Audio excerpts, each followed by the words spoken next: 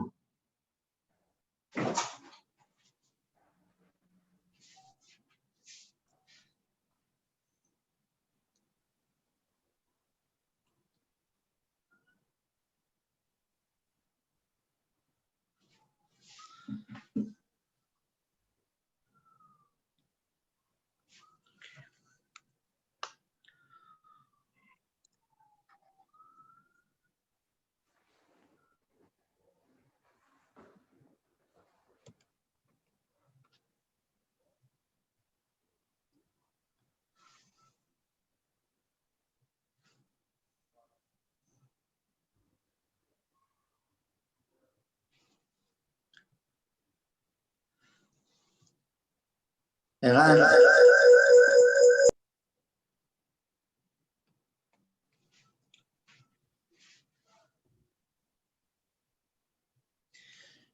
Hi everyone, we will start in a couple of minutes.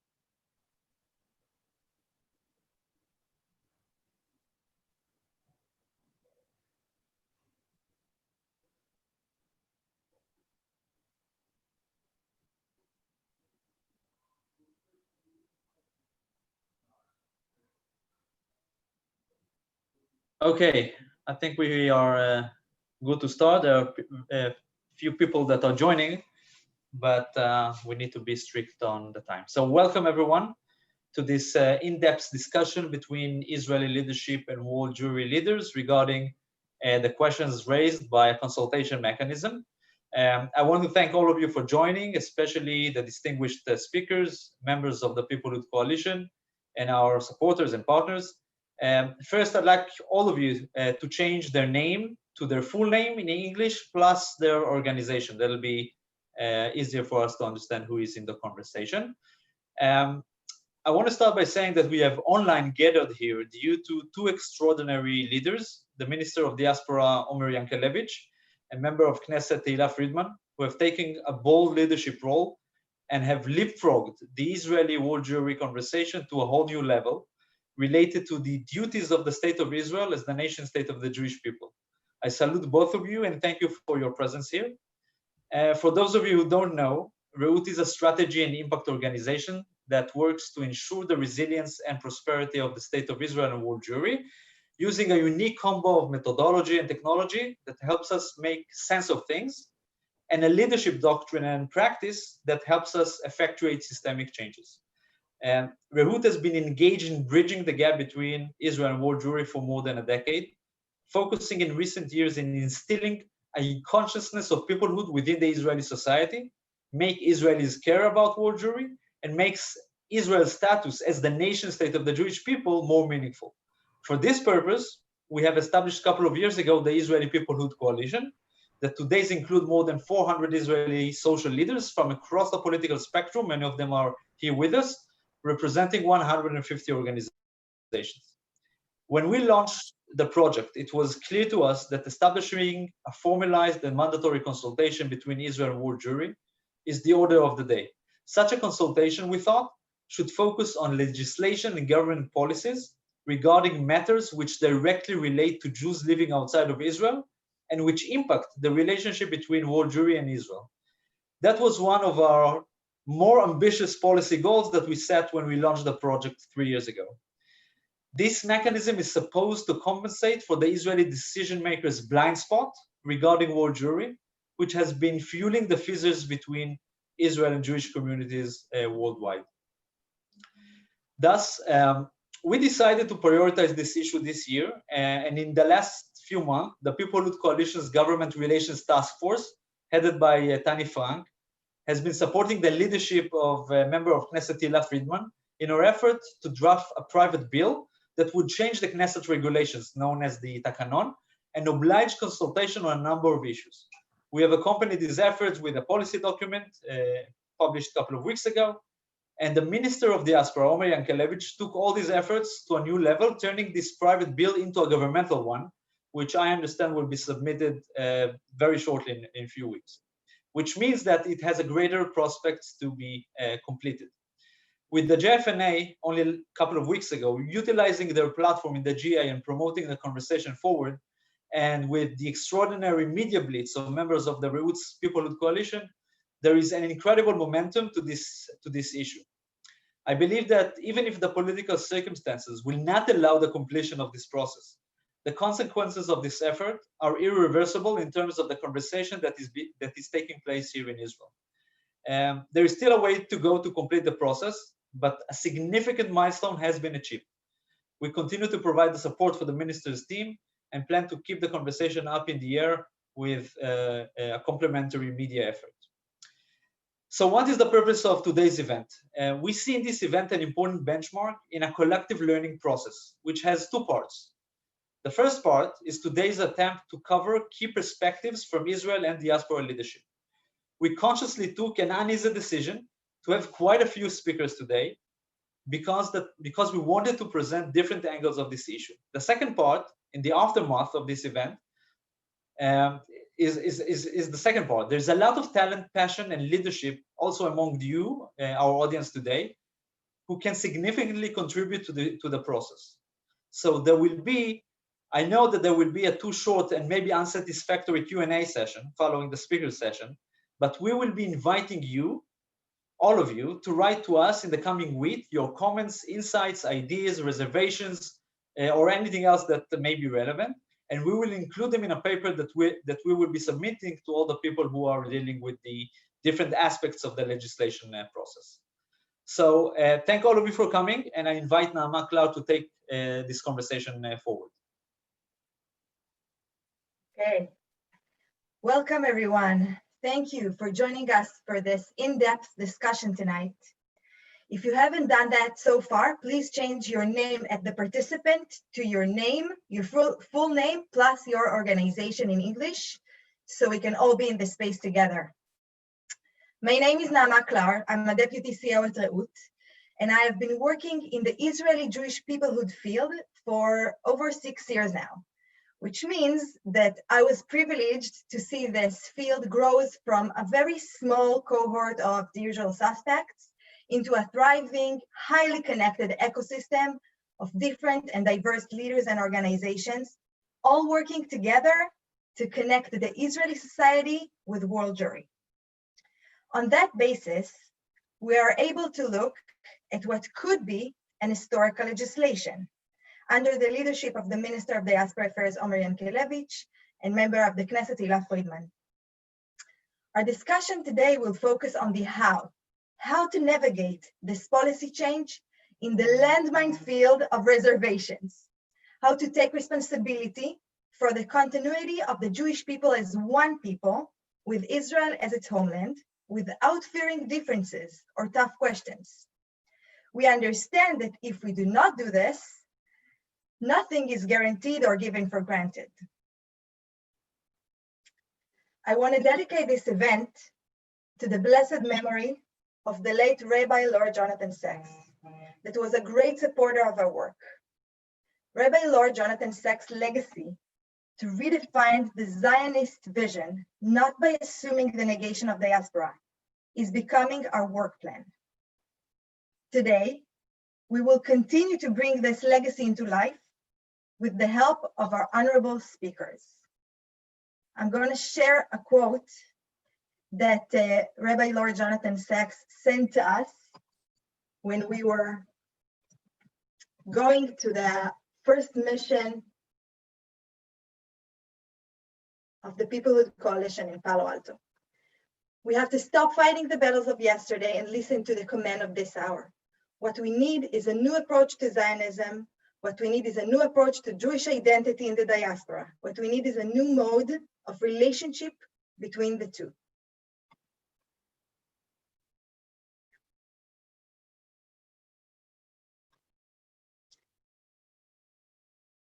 Our first speaker today will be the Minister of Diaspora Affairs, Omer Yankelevich. Minister Yankelevich is a lawyer, community organizer, and a social entrepreneur.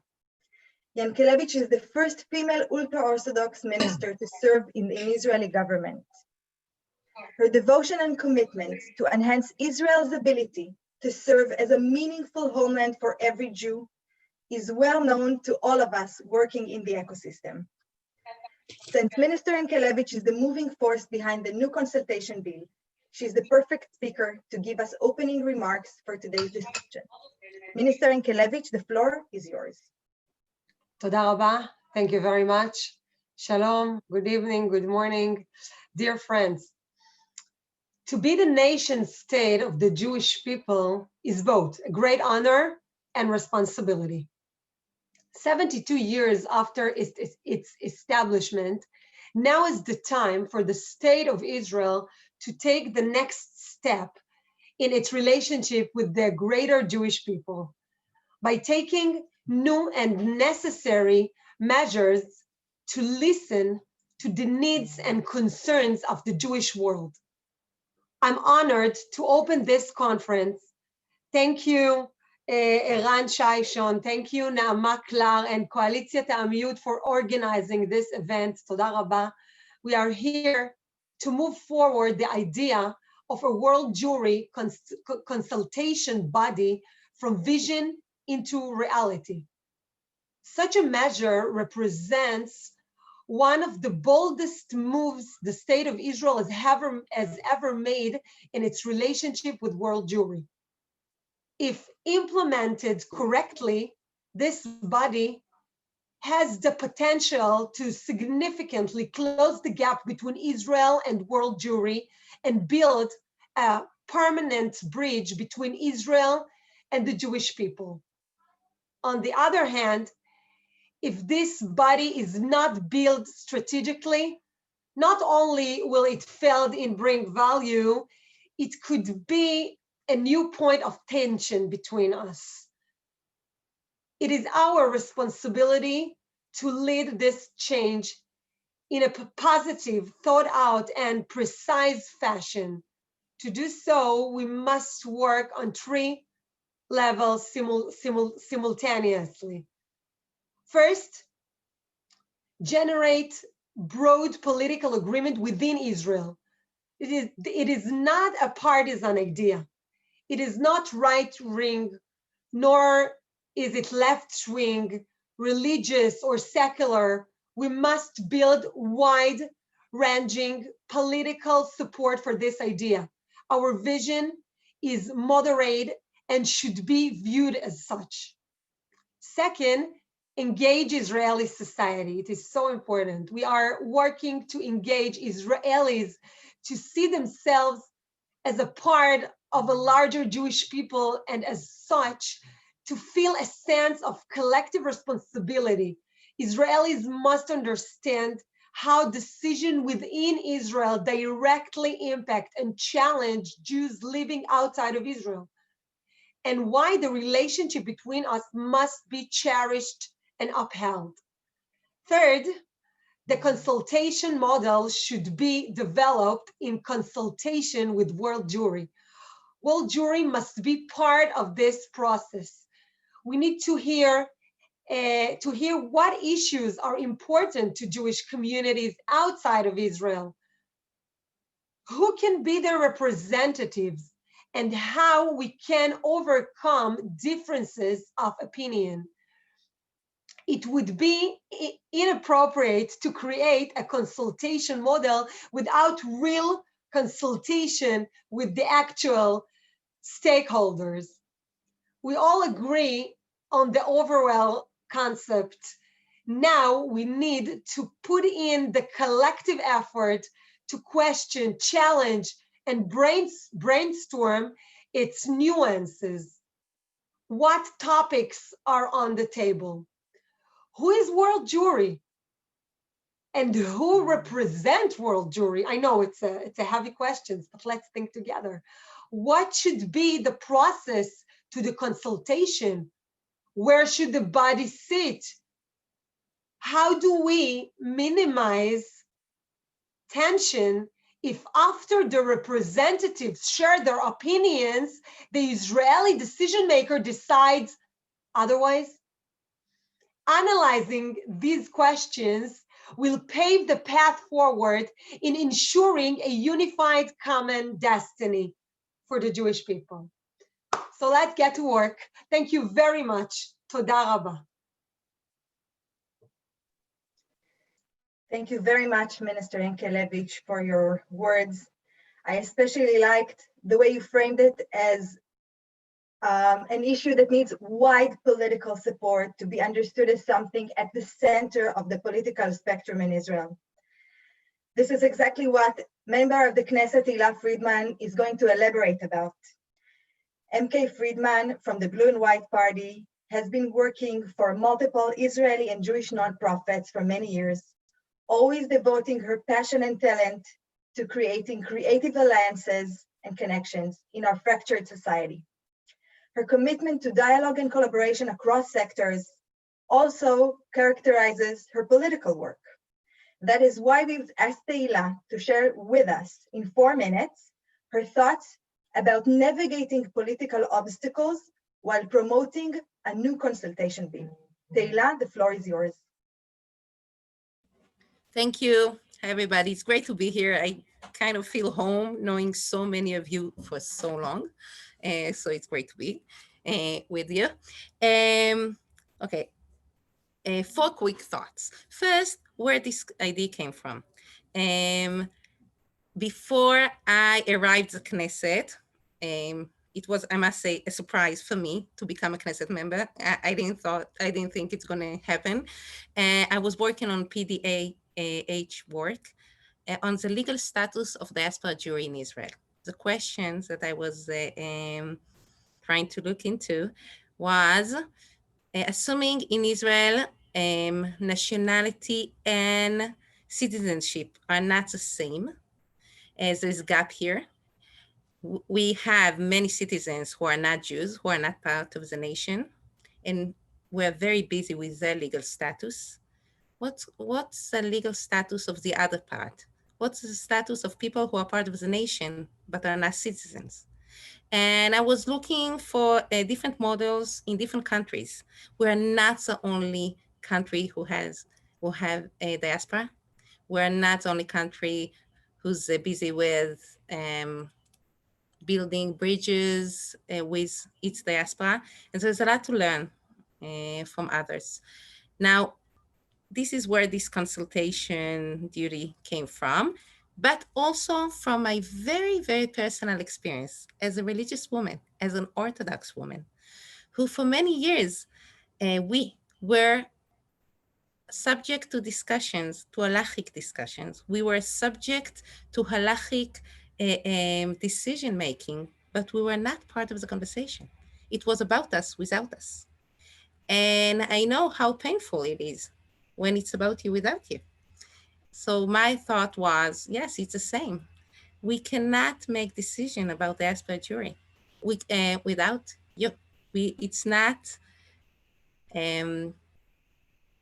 this is not a dialogue. This is not a nation building. This is not the way to build bridges and to be one people.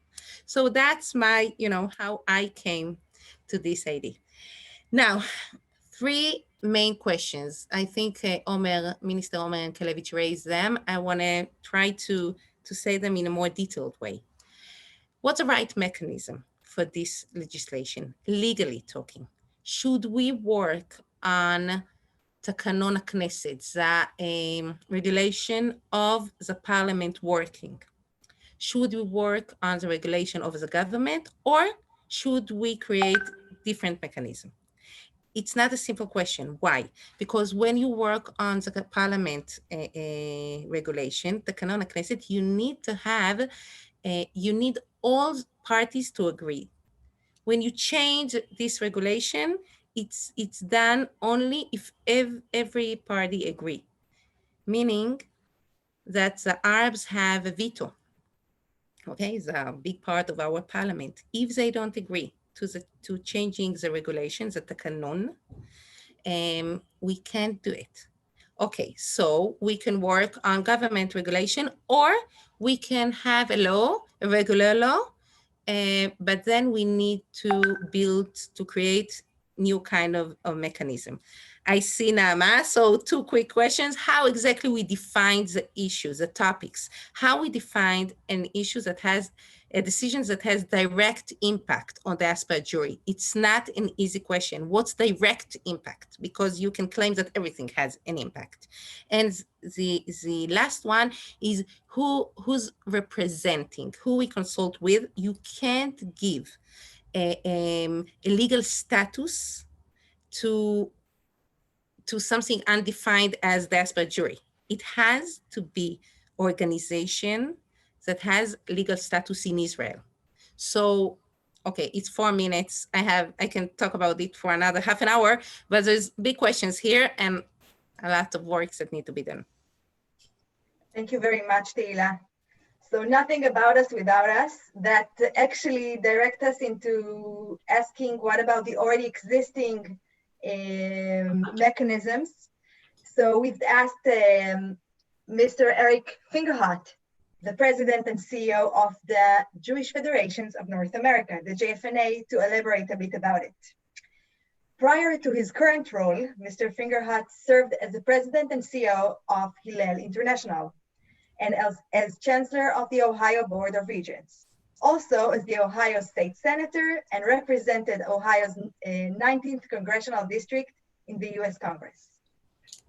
Mr. Fingerhut's unique understanding of both the Jewish organized world and of political dynamics is the reason why we've asked him to share his thoughts regarding the role of Jewish communal organizations and institutions in the new consultation mechanism. Mr. Fingerhut, the floor is yours. Thank you, Naama.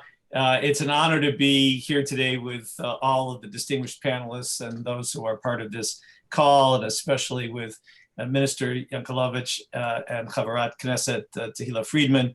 And I have to say, it's impossible not to be moved by the sight of such vibrant democratic leadership in the government of our sovereign Jewish state during this 72nd year of independence.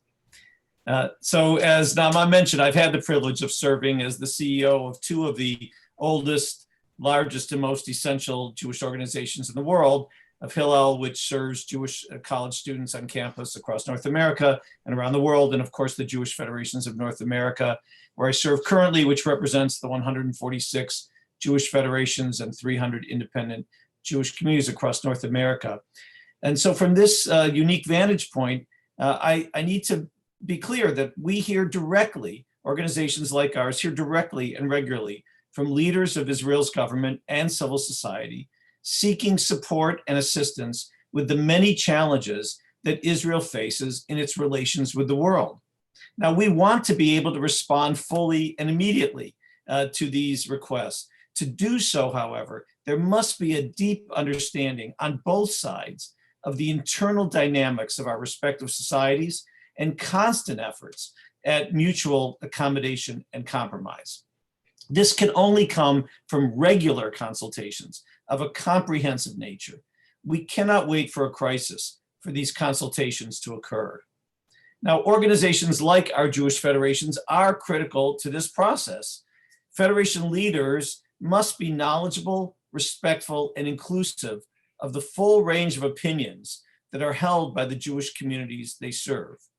There is no one opinion on most issues, most important issues in North America, any more than there is one opinion in Israel.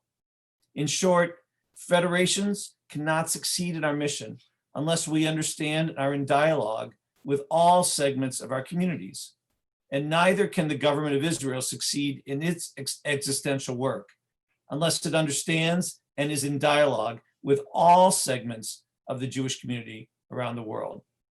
Therefore, the mechanism for consultation that is ultimately decided on must enable parliamentarians and government officials to hear the full range of opinions fairly presented, to inquire with the objective of understanding, not just debating, and to consider what has been learned in making the decisions that are in the best interest of the state of Israel.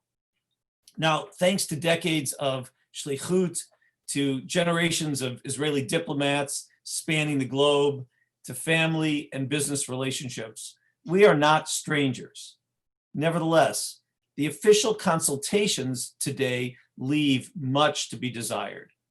Whatever committee or committees of the Knesset and of the government are established must be staffed by professionals who, like the Foreign Service, are dedicated to the goal of providing the appropriate understanding and opportunities for dialogue, not the advancement of the political views that coincide with whatever party or coalition is in power. Just as the Knesset committees that oversee national intelligence and security matters must be professional and non-political in their approach, so must the members of Knesset who participate and the professional staff that support these consultations. Now, Jewish federations are a logical and I dare say indispensable partner in this effort, as are many other of the Jewish communal organizations that represent comprehensively large segments of our community. As was mentioned at the outset, the Jewish Federations of North America featured this issue at our recent General Assembly. The session was one of the best attended and most well-received of the entire conference. I believe this response reflects accurately the high level of interest in this conversation. It's time for us all to move forward aggressively and collectively to make this vision a reality. Toda rabba. Thank you very much, Mr. Fingerhut. Your way of phrasing the commitment of the State of Israel, not just to its citizens, but rather to the entire Jewish people, is very inspiring. I welcome you all participants to ask questions that will be directed in the last part of the session to the speakers. Not all of them can stay with us for the last part, but those who will answer questions. You can write it in the chat and they will be delivered to me later on. Now, I would like to introduce Mrs. Susan Jackson, the VP, Volunteer Talent Management and Israel and Overseas at the Federation of Greater Toronto. Susan has an impressive experience of about 38 years in the local and national Jewish community leadership. Her expertise on Israel and overseas, Jewish continuity and education is the reason why we've asked her to tell us what does she thinks the consultation mechanism will affect on Israel engagement efforts in the diaspora. Susan, bevakasha. Thank you, and good morning and good evening. Well, I want to give a few frames and a little bit of clarification so that we all understand each other. Number one, there are all kinds of different levels of Israel engagement. Number two, I am very uniquely lucky to be in Canada and to be in Toronto because there has been a government experiment here in Canada for decades now. We are a Canadian mosaic. We are not a melting pot. So the concept of diversity, the concept of pluralism is a Canadian concept. So if we're working within that frame and those difficult conversations, there are examples here in Canada that have worked through some of those platforms and thinking and ideology. The other thing that's really important is the shift in the whole paradigm from nation building and the engagement that we had with Israel then to today, which we are thinking of how does one build one's Jewish identity through connections with Israel and her people. So that's a new lens, and that's a lens we have to apply to what we're talking about here in terms of creating a mechanism that the government is involved with. Maybe that mechanism is 21st century nation building. It's a new thought. It's a new way of looking at it, the way Rabbi Sachs of Asham said. The other piece of the puzzle is the mechanism itself can be Jewish engagement and Israel engagement. That mechanism creates dialogue. And just by creating the dialogue, you immediately create Israel engagement. The truth of the matter is, if we don't talk to each other, we don't know what's expected of each other. So to have that open and free discussion is a very, very important piece of the puzzle. Pluralism, when legitimately explored globally, brings a dialogue and Israel engagement to the forefront. We work with hugging and wrestling here, right? The idea of love for Israel and commitment to Israel doesn't negate the fact that we discuss that issues are not always simple. So the mechanism provides us with that simple piece of the puzzle. Okay, so there's two frames. One is the mechanism itself is Israel engagement. Two, the idea of being deliberate, that things just don't happen just out of the blue. Sometimes we have to be deliberate. We talk about grassroots and how important mifkashim encounters are, and yes, they are. But the truth is, when there's a deliberate mechanism in place, it ensures nothing falls through the cracks. I want to give you a quick example real time. You know that Toronto has all these shinim, and we worked with our partners at the Jewish Agency and created this big program, and it's amazing and it's wonderful. I was with the Shinit last year. She had been here about 10 years ago. She said that she came home in September. She had been at a conservative day school and a conservative synagogue and a conservative camp for an entire year. She came home and she said to her mother, "Ma, I want to go to show for Rosh Hashanah." And her mother said, "Okay." And she said, "Where's the closest conservative shul?" And her mother said, "What's that?" And she said, "OMG, I realized that here I spent a whole year understanding Chutz La'aretz, the diaspora, the people, the Jewish connection, and my mother didn't even know what the heck I was doing the whole year." So what does she need? Yeah, she's in our Shevet, our alumni program and all the rest. She needs, as a sophisticated young woman who's now out in the workforce and all the rest of it, she needs to continue the engagement. She needs to know there's a receptor in Israel as well as in the diaspora. She spent a year here with receptor. She needs to know. And the mechanism and the engagement will have a positive influence on that engagement that she's going to have. And yes, we all know that there are incredible dialogues already happening. We have dialogues, all of us, on our local levels. We have JFNA, the incredible dialogue, no question, back and forth. Jaffe, incredible dialogue, back and forth. And all of our informal programs, all of them will be part and parcel of this issue. All of them will be part of that mechanism. Imagine how the global discussion grows as all of the voices begin to deliberately be heard. In Toronto, we know we show leadership because we do R&D. We know that we pilot and we scale up. We need to start to think about this as the scale up, the global Jewry. So, you know, in elections, and God forbid, I shouldn't talk about elections anywhere in the world today, but you know, they say about elections, it's all about the economy. Well, when you're an educator, they say, keep it simple. So here it is simple. I don't believe that we have existed for thousands of years because we're a religion, a culture, a civilization, a nationality. We are here because we behave like a family. Every family has a crazy Uncle Harry. Every family has a daughter-in-law they could do without. Every family that functions well, functions through respect, through love, through openness, and through engagement. And if we are going to engage in Judaism, we engage in the Seder. Why do we come together? It brings the family together. We look for ways to come together and find our common denominators. And in terms of Israel engagement, what better way to engage than through a formal mechanism? Thank you very much, Susan. So if we're already talking about families, our next speaker might be the most fit speaker to go next.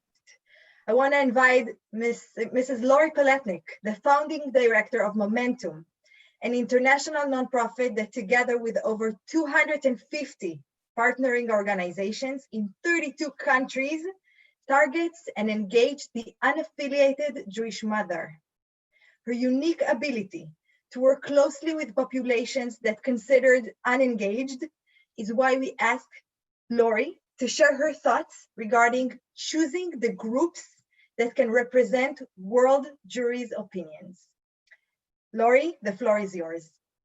Thank you, Toda, Naama, thank you, and thank you to the Reut Institute, and thank you to Minister Omer, you're just fantastic, and Tehila. I think it's no accident that it's two women who are driving this, because women are connectors and women see the big picture and women are ready to dialogue.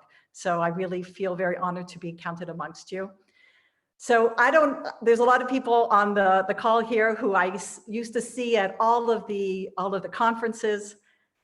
One of the positives for me of these challenging times, because there are upsides, is that I don't have to travel to all these conferences.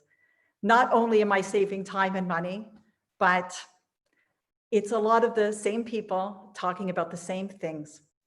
And it's getting a little bit frustrating. And at these conferences, and even on this call, they're amazing people, completely devoted to the Jewish people, but we're in a bubble. It's a bubble. It's a beautiful bubble of engaged, informed, idealistic, putting their money on the line, putting their time on the line, devoting their lives to the Jewish people.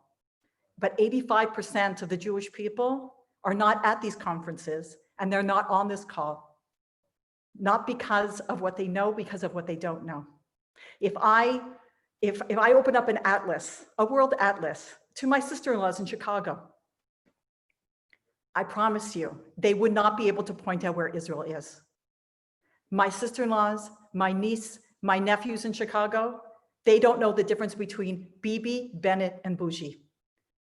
The Kotel issue and who is a Jew, they don't know and they don't care. Susan is right. We are a family. We're a highly dysfunctional family. It's just every family has its own dysfunction. It's to the degree. We are the Jewish people and we're a family. But what's going on at some of these conferences and what's going on in this dialogue and what I fear might happen with this important initiative that you're putting forth now is that you're going to have people discussing, debating, and sometimes arguing about things that most of the Jewish people, again, don't know and they don't care. It's like the parents are fighting in this family and the kids left home and the parents didn't even notice. Who will represent that 85%? Who will be the voice and I would like to propose that I hope this initiative goes through, but that I won't say 85% of the time that they're dialoguing, they should be talking about how to bring the children home, how to bring them in the room, but how about 50%? How about 35%? It has to be part of every discussion. The Jewish people are amazing, and everybody here is amazing, but perhaps your friends and your colleagues are part of this beautiful bubble that you're in. I want you to think about maybe a cousin, maybe a second cousin, maybe it's a sibling, because over the 20,000 Jewish mothers who we have brought Moementum to Israel from 32 different countries, as Naama said, these people are there. We have an algorithm and we're getting women who are farther and farther out. Women who talk in November, so excited to celebrate Christmas. Women who share with me that their husband, who's not Jewish and who cares about his religion, brings their 3 sons to church. But she goes, but I'm Jewish, so I only go on Easter and Christmas. That's the 85% outside the room. We need to talk about how to bring them in and how to really bring them home.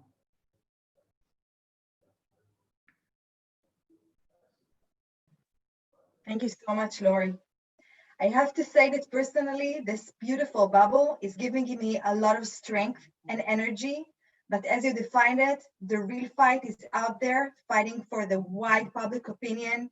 And I know for a fact that the Minister of Diaspora Affairs and member of the Knesset, Tehila Friedman, are willing to do this political work, and we will help them from our civil society position. And we invite all of you to partner with us in this big fight over the public opinion regarding this consultation bill. Our next speaker, Mr. Dani Dayan, is an Israeli-Argentinian entrepreneur and the former Consul General of Israel in New York. Dani served as the chairman of the Yesha Council from 2007 to 2013. Dani is a living bridge that speaks both languages of Israel and world Jewry alike. That indispensable quality has made him a memorable liaison as a Consul General, and also why we asked him to tackle the question of how to create the list of issues to serve as subjects for consultation. Dani, bevakasha. Thank you, Naama, and great to see so many faces that I miss from New York and across the ocean, and also from Israel.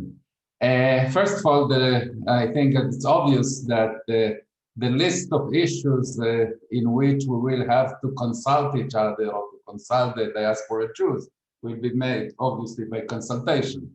That will be the first issue in which we will consult, which is to consult about.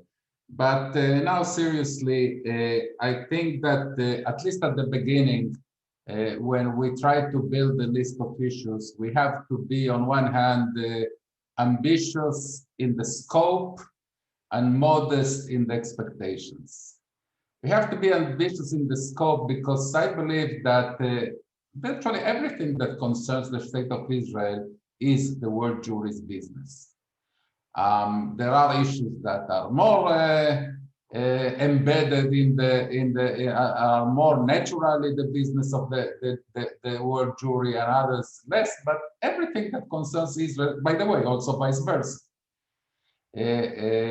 But we have to be modest in the expectations because this is not a symmetrical situation. It's not a symmetrical situation. We are talking about the decisions that concern Israel, and therefore we are talking about consultation, but not about a vote or a voice in the decision-making problem.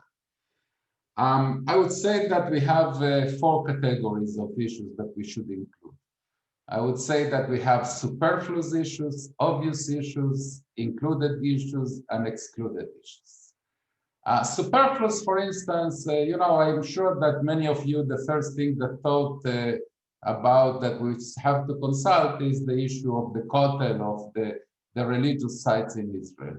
I think that is superfluous. I think that is a right, and you don't have to consult about the right. The right is a right is a right. We have to consult about positions. I think that that's an internal struggle that we have in Israel, but I think that we have to make clear to the Israeli public that this is a right that is not negotiable.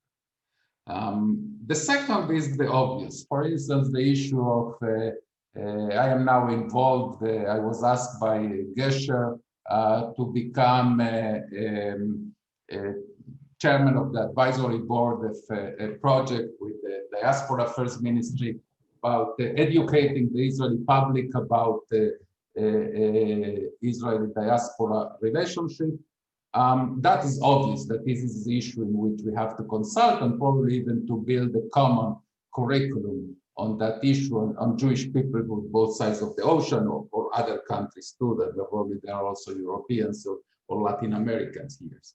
And now is the issue, what else? What is in addition to the obvious things? And I would say we have only 45 seconds to do it. I will take 2 issues, very crucial issues. The issue of the Palestinians and the issue of Iran. And I would suggest that the issue of the Palestinians or Judea and Samaria or the West Bank, call it whatever way you want, yes, this is the issue which you have to consult because it's an issue which is deeply involved in Jewish values.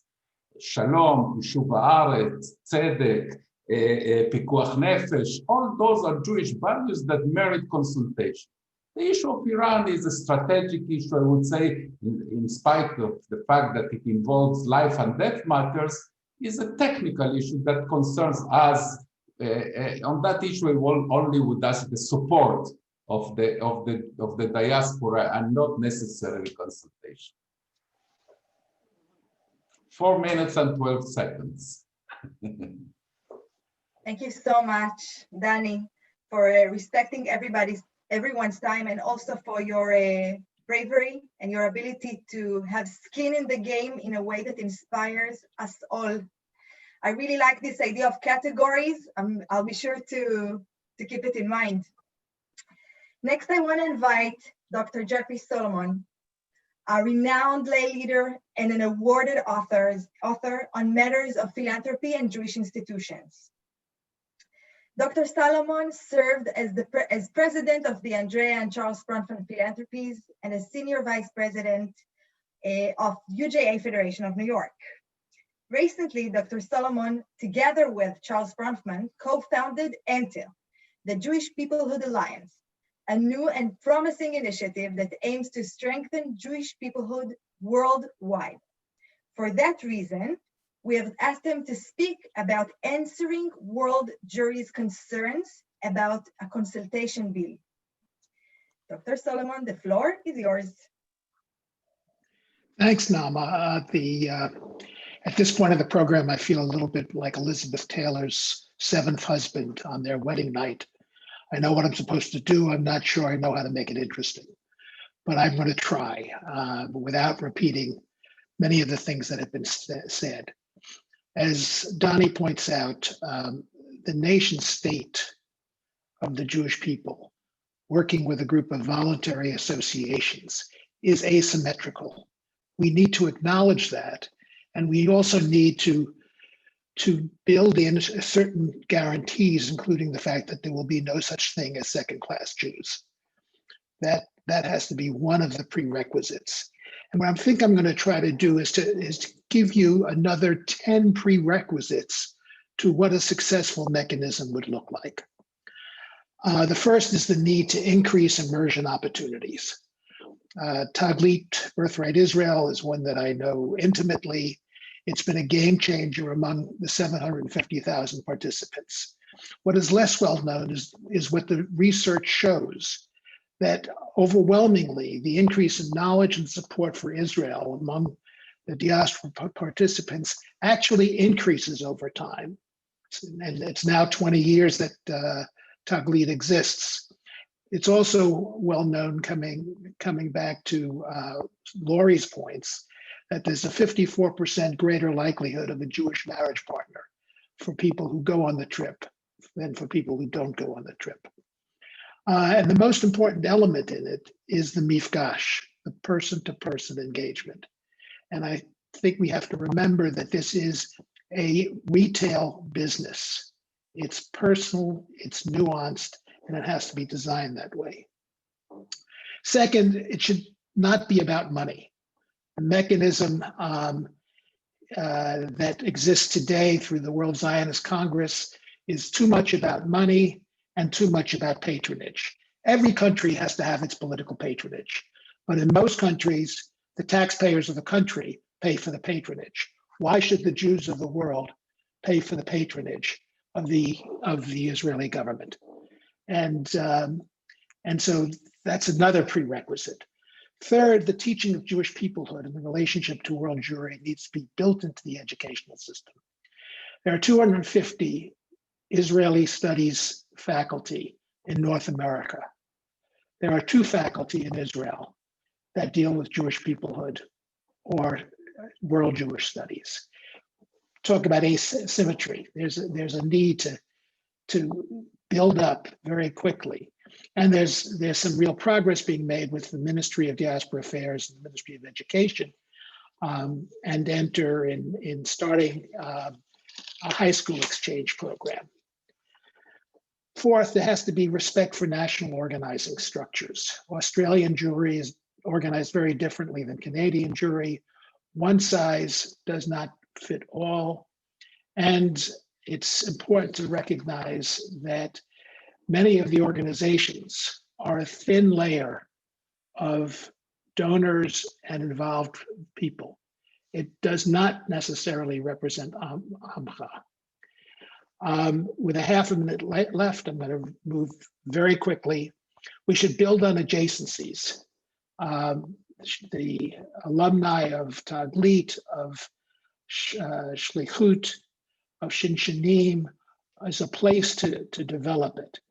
We should follow the great number of federations and the Rudiment foundations to do reverse Taglit, to have Israelis understand Jewish communities. There is nothing more powerful than to see 1,000 Jews at a Reform temple on a Friday night engaging in familiar ritual. It breaks down barriers far faster than listening to intentionally based rabbis. We should educate the foreign ministry diplomats, both as representatives of the state and the bridge between communities, so that we don't have the kinds of mistakes that we've had before. We should encourage an Israeli movement to create a reverse AIPAC.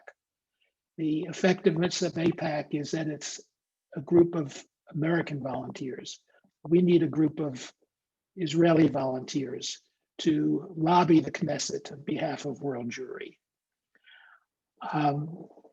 And I just think that the opportunities are enormous when you look at our collective past and the government of Israel working hand in glove with Jewish communities around the world to achieve national purposes, whether the miracle of Soviet Jewry or that of Ethiopian Jewry, the bridge between our communities has made things happen that none of us should take for granted. Imagine the possibilities in the future. Thank you so much, Dr. Solomon, for your words. I especially like the no second-class Jews.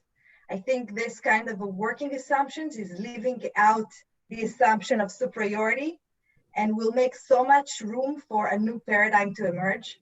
Thank you for that. We have 2 more speakers to go. Next, I want to invite Shani Reichman, a Deputy Director of the IPF Atid program at the Israeli Policy Forum, an organization that mobilizes support among the American Jewish community and policymaking in Washington in favor of the two-state solution. Due to her unique positioning, we have asked Shani to elaborate on the issue of how unaffiliated, non-mainstream Jews can make their voice heard. Shani, bevakasha. Thank you, Naama. Just give me a thumbs up that you can hear me. Yeah, great. Thank you so much for inviting me to join this group of leaders. Many of you have committed decades of work to strengthening the Jewish people. So you cannot imagine what a privilege to appear on this screen next to you. I work every day, as Naama said, with young Jews in their 20s and 30s who are all seeking different ways to engage with Israel content. And I regularly hear from folks who feel there just isn't a space for them to engage in an honest way about Israel, unfortunately. As we all know, Israel is really critical to the identities of so many diaspora Jews. On a personal level, it's really core to my Jewish identity, and that's coming from someone raised in an Orthodox community. I think it may be even more critical for those from other denominations. Israel is, as we know, where nearly half of the world's Jews live. It's the only Jewish state, and it's our homeland. So when diaspora Jews don't feel represents them, or that the state itself and its institutions are delegitimizing their identity, it impacts their sense of Jewishness. And I think the whole global Jewish community suffers as a result of that. As some of our earlier speakers noted, what happens in Israel happens in all of our name, of the name of the Jewish people. And I actually, if you haven't read the Reut Group's policy paper on this, you really should. It really hits the nail on the head by reminding us that Israel is the homeland of all the Jewish people, not just the Jews residing in that land. And for those of us who know Zionist history, I think that makes it pretty clear. Now, of course, that doesn't mean that diaspora Jews should vote in Israeli elections, but their opinions should matter in some way. And I actually think this consultation serves as a really important middle ground that we just didn't have before.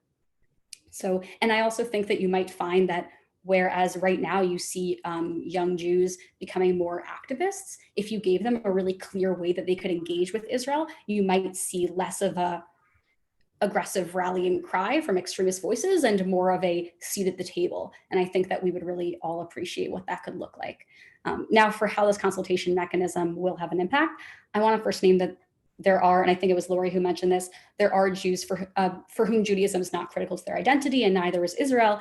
And this doesn't stem from a struggle with Israel or Judaism, but from a disinterest. And I do unfortunately think those people will not be impacted by this, but there is another segment of the population, right? That's not the whole of unaffiliated Jews. So I do think it has the potential to really impact the experiences of Jews who didn't turn away because they're apathetic, but because they do care. They just found it kind of exhausting to care so much about a country whose leaders and institutions they felt didn't return that concern. And I will add that, of course, and I think maybe it was Eric Fingerhut who mentioned this, there's a lot of work to be done on the diaspora side too, especially our education on Israel and Judaism, but that's an entirely different speech. And I'm sure many of us are already working on that as we speak. I certainly know there's a lot that I can do to improve Jewish education and Israel education. I know you're not yet far along enough in this process to have a complete list of the issues addressed, but I do think it's necessary to say that the strength of this mechanism really depends on how genuine it's perceived to be. I really liked what Consul General Dayan had to say about this, because I do think we have to include the issue of Palestinians in the consultation. If it becomes clear to people that the conflict will never be discussed through this process and that it's going to be off limits, I think a large percentage of the people we're trying to reach are unfortunately going to view this as sort of not a genuine question. So it begs this conversation of, will the forum lean into these really tough issues or avoid them and say, you know, we're perfectly happy for the diaspora to speak up on issues of religious pluralism, which is of course very important, and even the treatment of minorities in Israel. But when it comes to anything related to geopolitics or national security, we don't want to hear it. And I do want to acknowledge there are enormous risks, especially political risks in Israel, that are associated with bringing the Palestinian issue into the discourse. But I can speak from my personal experiences, my professional experiences, that it's really worth it.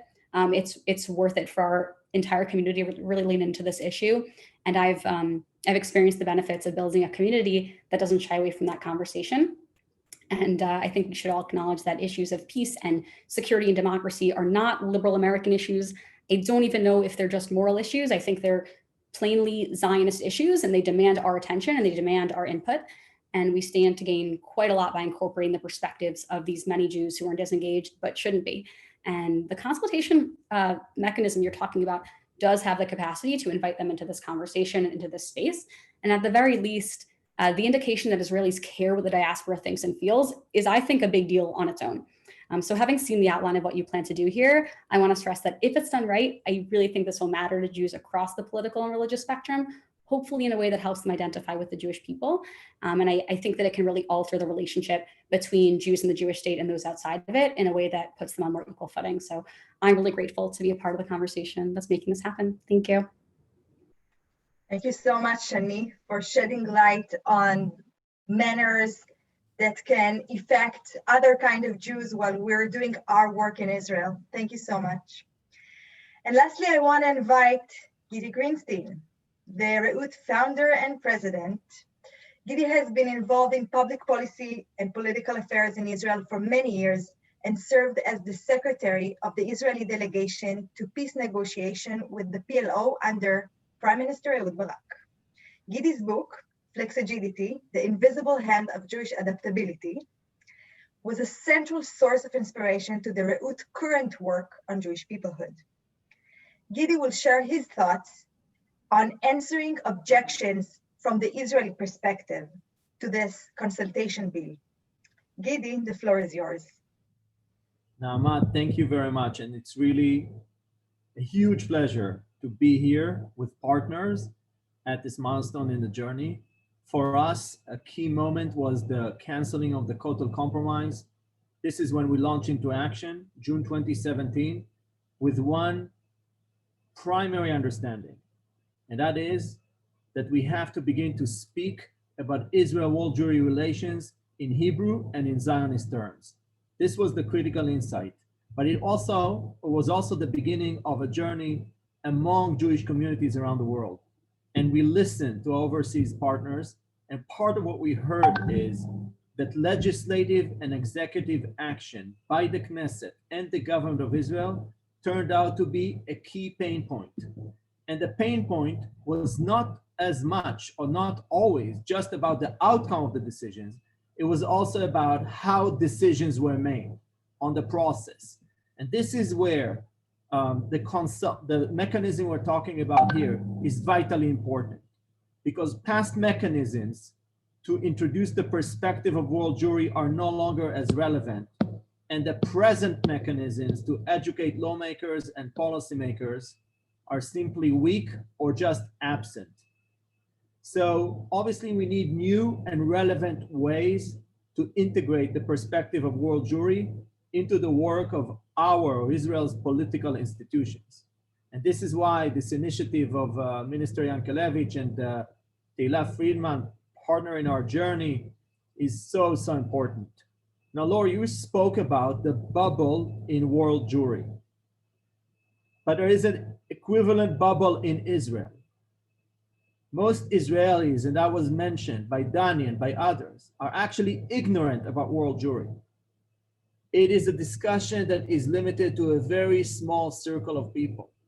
And even a lot of the people among decision makers in key centers of government that are affecting world Jewry, and in the Knesset, and in the people that support decision making and legislative decisions in the Knesset, they too are ignorant of how the Jewish world operates, of Jewish institutions and Jewish communities. So there is a mirror image here that we have to think about when we think about the future of our people.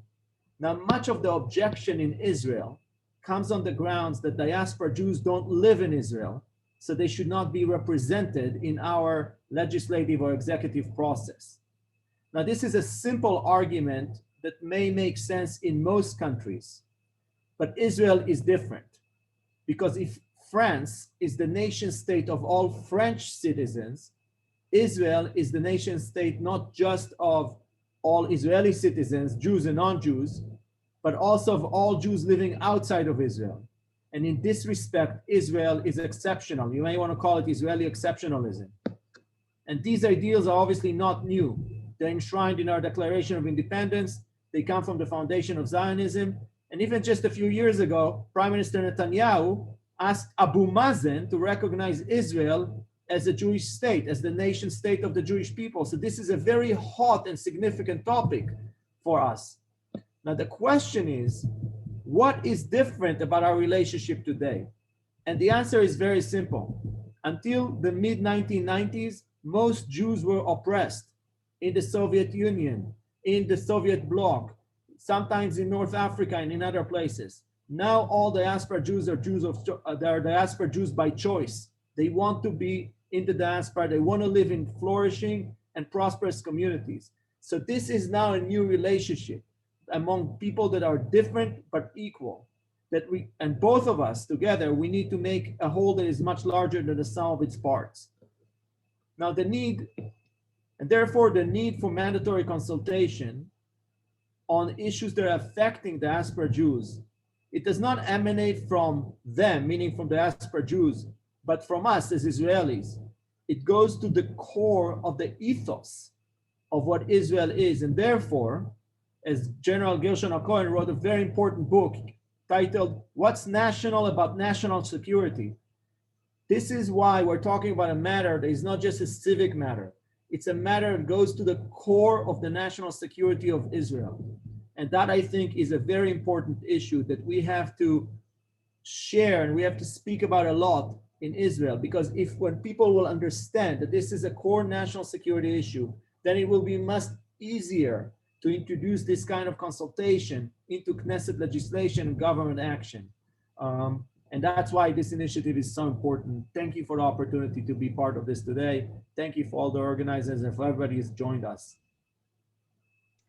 Thank you very much, Gidi, for stating it so clearly that it's not just a Jewish issue, but it's also an Israeli issue and an Israeli interest to enhance this new consultation bill. It's a very important message.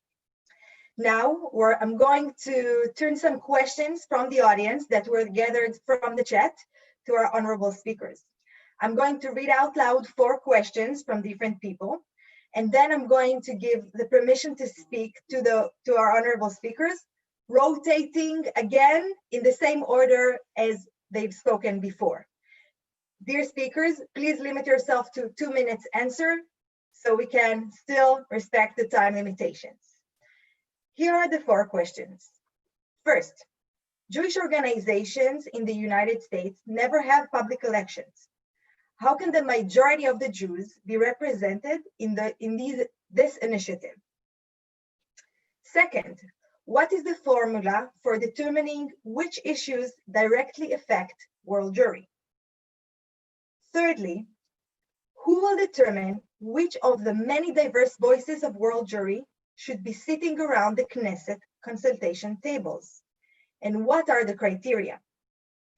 The last question is directed to Eric Fingerhut, but you all are welcome to answer whatever question you feel like answering. How do you see getting United States organizations to collectively engage as a united front with the Israeli government? Also, what financial support is your organization prepared to provide to support this effort? Since the Minister of Diaspora Affairs and Mr. Eric Fingerhut couldn't have stayed this long in the event this evening, we're going to start with the member of the Knesset, Tehila Friedman. Tehila, the floor is yours. I must say, I didn't come with answers. I come with questions. I want you to answer. Actually, I feel like I want to do a reverse panel. Like the whole point for me is to hear, your different takes and thoughts. I would say that what I proposed was that as a Jewish agency, together with Ministry of Diaspora, would appoint. It's not them. They appoint a people or organization to be this consultation group, committee, whatever. And obviously it should be as diverse geographically, religiously, and in any other dimension. Now, I do want to say something about Jaffe. The ministry is a political body. Means that today, thanks God, we have a great minister. It can be different. Different figure can sit there.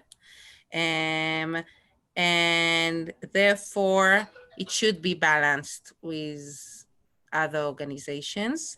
And another reason is that I proposed Jaffe together with Ministry of Diaspora Affairs, that, as I said, I cannot give a legal status in Israel to a non-Israeli organization.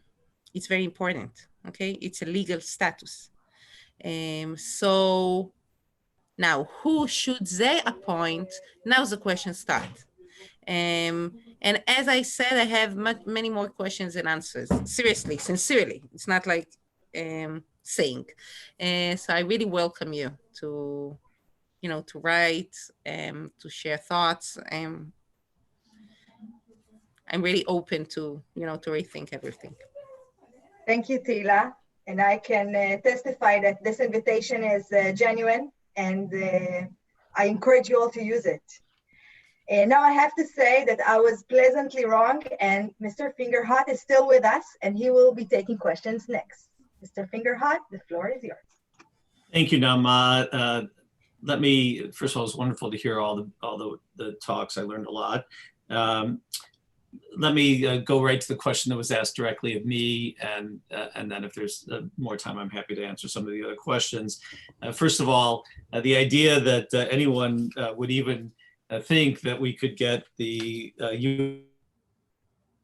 U.S. Jewish organizations to collectively engage as a united front is probably too much to ask. We're, as I pointed out, we don't agree. Not only amongst ourselves, but even within organizations that represent broad and diverse coalitions. I think the important thing here is to establish the criteria for consultation, establish the process for consultation. Be clear that we are there not to debate, we are there not to defeat each other. We are there to engage in the mutual process of learning, discussion, understanding, and hopefully shared compromise in the result of a shared the shared vision. If we get the criteria for the process right, and if it is, as I suggested, professionally staffed with that intention, then I believe it can work well. Jeff Solomon pointed out that there are all different kinds of organizations. Some have a broader mandate and deeper, some more narrow and thin. The professionalization of the staff of this should make clear to those who are listening what the nature of the organizations that are speaking to them are. And as to the funding challenge, I didn't realize today was going to be a solicitation, but I have no doubt that if this is if this is truly a meaningful effort for the Jewish people, that Jewish federations would participate. And to Chaveret Knesset Friedman, our long-standing partnership with the Jewish Agency is something that is integral to who we are and to what we are. And I'm confident that working together with them as part of this process would be something that the federations would respond to very, very well. Thank you so much, Mr. Fingerhut. I have to testify again that the door is open in the Israeli side of the conversation. I also testify for the political leadership, and I'm sure that with this willingness that you're describing, we can reach very significant results. Susan, please share some thoughts with us. I think I'm going to approach this a little bit differently so that we all don't say the same thing. So I agree with everything Eric just put out there. And we are a diverse people. And I think it was Jewry who said at one point that what happens, in Australia, what happens in Canada, what happens in the States, what happens in Eastern Europe is really very different. We struggle with different things because we come from a local context as people, the same way as I described the Canadian mosaic, right? So all of that impacts who we are. So perhaps if the issues may vary, and yes, we have to boil down to what those issues that don't vary are, and I believe we can do that. Maybe this is an opportunity, scary as it's going to seem coming out of my mouth, but maybe this is an opportunity for a maturing of our local communities as well. Somebody made the comment in the box that, there's no public elections. We actually do have some public elections here in the Jewish world. And certainly I come from Canadian Jewish Congress. I have a shalom where they always had public elections in the old days in Canada. But I think maybe this is an opportunity for that maturity in our local communities, for the organizations that serve as the umbrellas, whether it's the Federation in our case or others, to be the conveners locally so that we can try and boil down those issues and reach out to the less affiliated, the loosely affiliated, those who aren't in the mainstream necessarily, do that work locally so that the government and the mechanism and the global Jewish platform has that input from each community in a very, very cognitive way.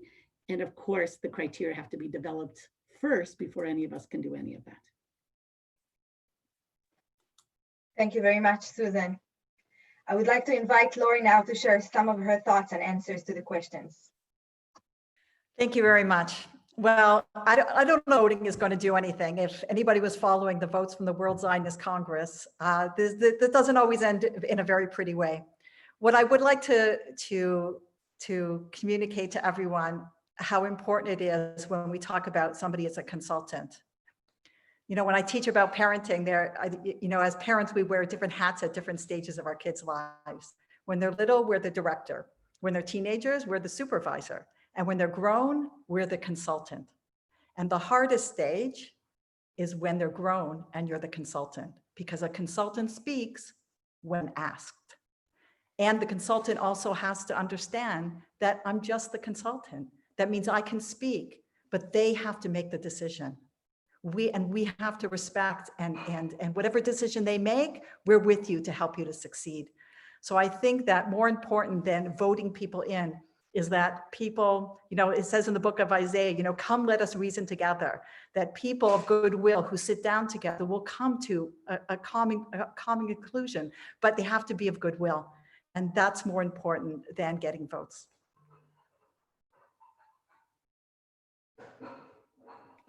Thank you, Lori. I have to say from the Israeli side to Susan and Lori alike that you can either wait to be asked to be consulted with or wait for a criteria, but I feel that we have this grace period that we can shape the criteria and the manner of consultation together. And there's an open door. You don't have to wait up. We can do it together. Next, I want to invite Dani to share some of his thoughts.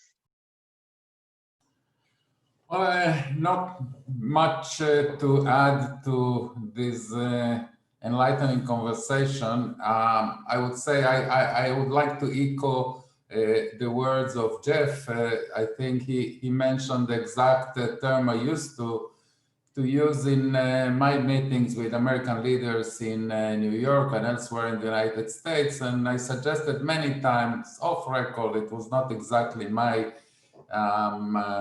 mandate to do it. I called it a reverse APAC. I think that what we lack here in Israel is a very robust presence of American Jewry or world Jewry. The Jewish Agency is not, because the Jewish Agency here, the people in the Jewish Agency here are Israelis that deal with diaspora issues. But you know, I think that there are three things that such an embassy of the world Jewry or the American Jewry should do in Israel. One is to educate the Israeli public, the Israeli society about the world Jewry, the American Jewry or the world Jewry. The second is PR, and the third is political lobby. If we build in the law a mechanism of consultation, the lobby is statutory, is by law, but even if it's not, I think it's extremely important. Many times that I raised that question, including with Eric Fingerhut's predecessor, the answer was, well, okay, but what is the American Jewry position? And that's a question that you will have to deal with by yourself. I would like to end, I was asked a few weeks after I returned to Israel, I was asked by the Jabotinsky Institute in Tel Aviv to give the annual Jabotinsky lecture. That for a person like me that was raised on Jabotinsky's books and writings, there is no greater honor than that. And I was asked what title, what headline I would like to give to the lecture. And I was reminded of a speech that Menachem Begin, not Jabotinsky, Menachem Begin gave in 1948 in West Jerusalem, in what I think it was the first ceasefire in Milchemet Ha'atzmaut, in the Independence War. And he coined three slogans. I will say it very rapidly. The first now is politically incorrect. It was the Jordan is not the border of our land, meaning two sides of the Jordan are ours. The second, it's already happened. The walls of the old city are not the border of our capital. But the third surprised me, and I love to quote it. It was the sea, the shore of the Mediterranean is not the border of our people. And I hope that his successors, Menachem Begin's successors, remember that the seashore of Israel is not the border of our people. Thank you, Dani. We're very privileged to have you as a peoplehood ambassador in Israel today. Now I want to invite Dr. Solomon. Jeff. I'm reminded of three things in the comments to date.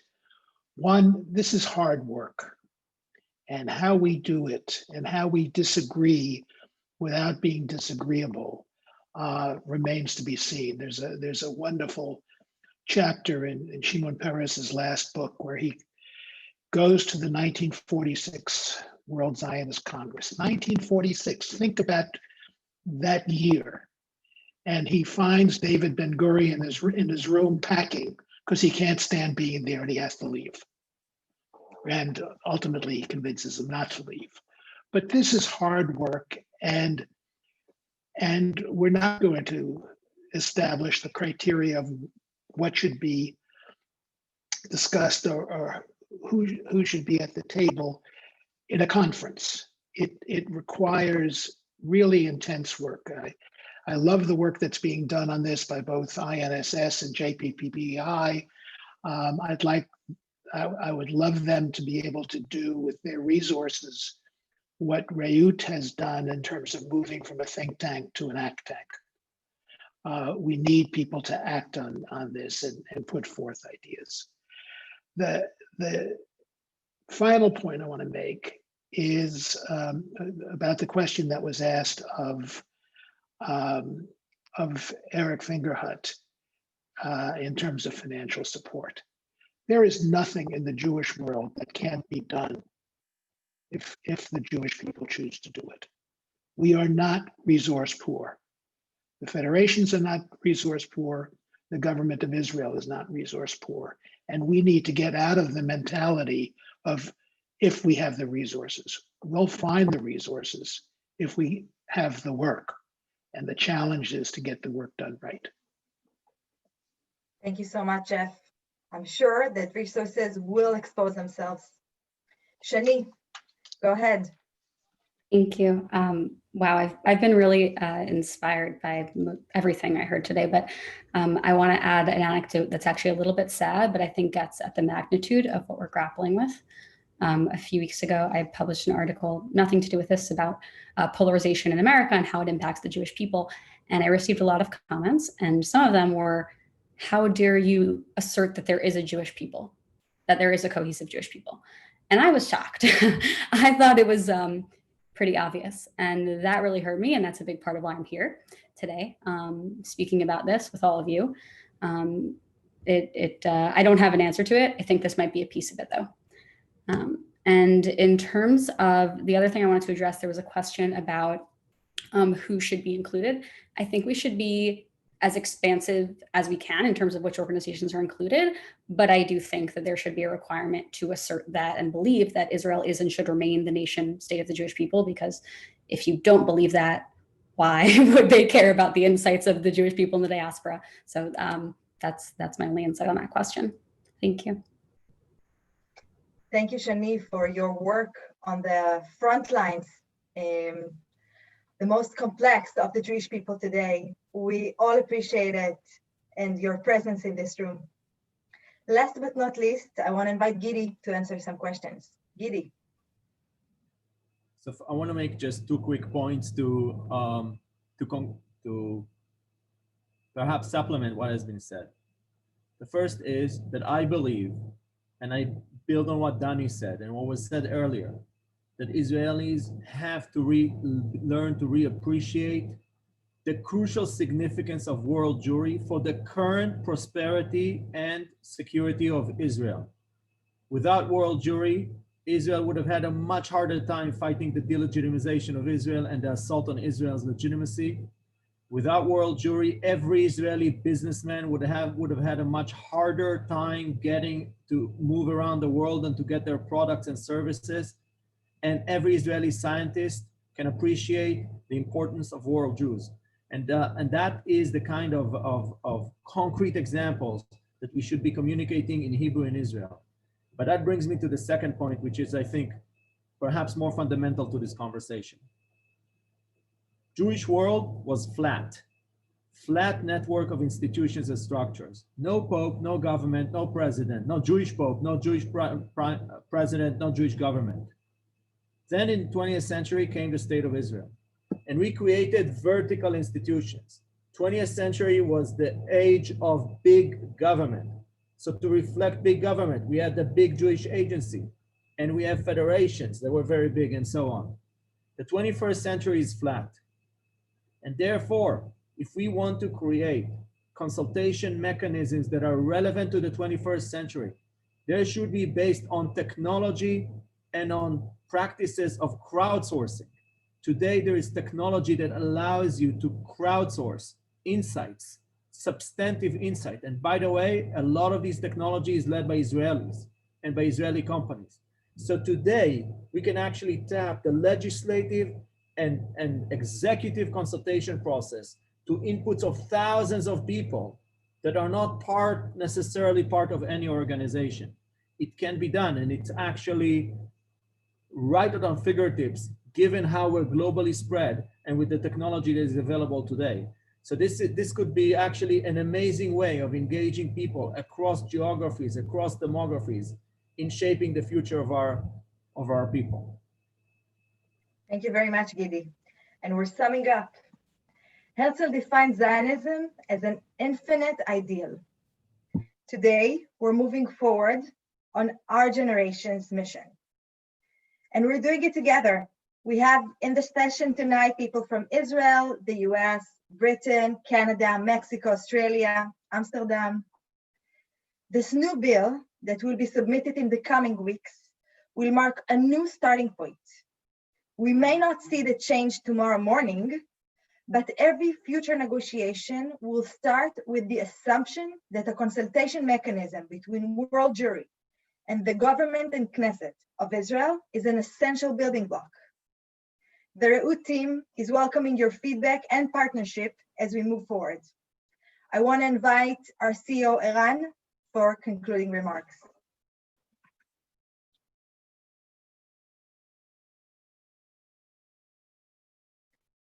Eran, bevakasha. Yes, sorry, I was unmuting myself. I'll be very short.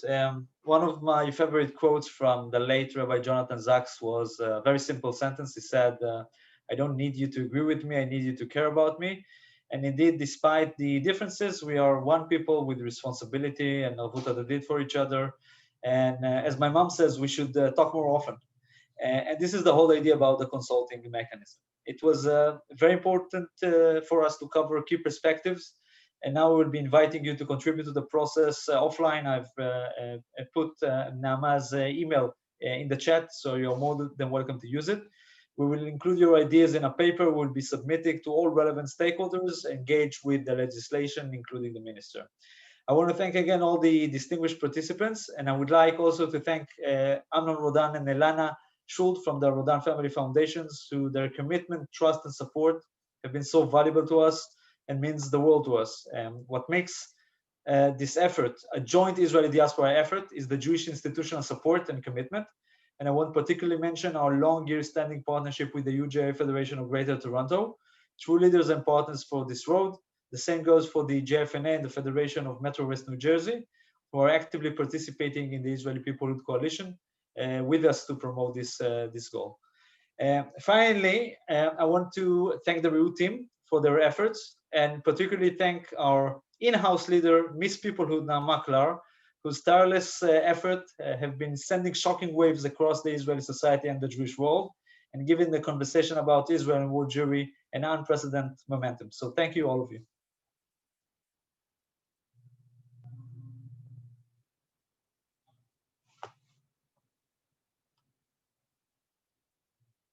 Tam hatekes in Hebrew.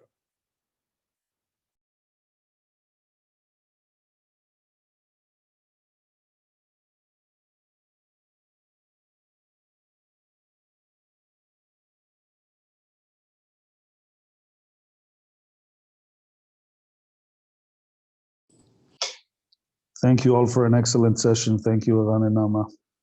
Great session. Thank you so much. תודה רבה על השותפות. Thank you very much. תודה רבה, thank you. תודה רבה, יוצא מן הכלל באמת. אני מאוד מתברכם. תודה נעמה, תודה גידי, תודה ערן, תודה לחבר'ה ברעות. כן. אהלן איתן. אוסטרליה ב5 בבוקר, לא לשכוח. Merci beaucoup à tous.